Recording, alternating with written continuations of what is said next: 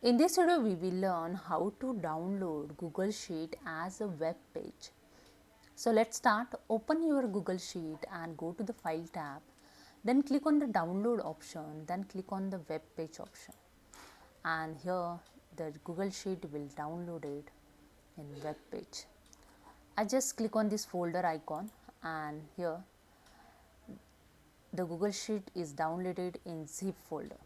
Right click on it and click on the extract file. Okay, and just click on the OK, and your file is extracted, sales data. Just double click on it and you can see the web page in Microsoft Edge. Just double click on it and here the web page is open with data. So here you can see in web page showing your Google Sheet data here full. This is a URL of the web page. You can just copy and you can share to the any person also. This web page is open in Microsoft Edge. You can see here the icon also.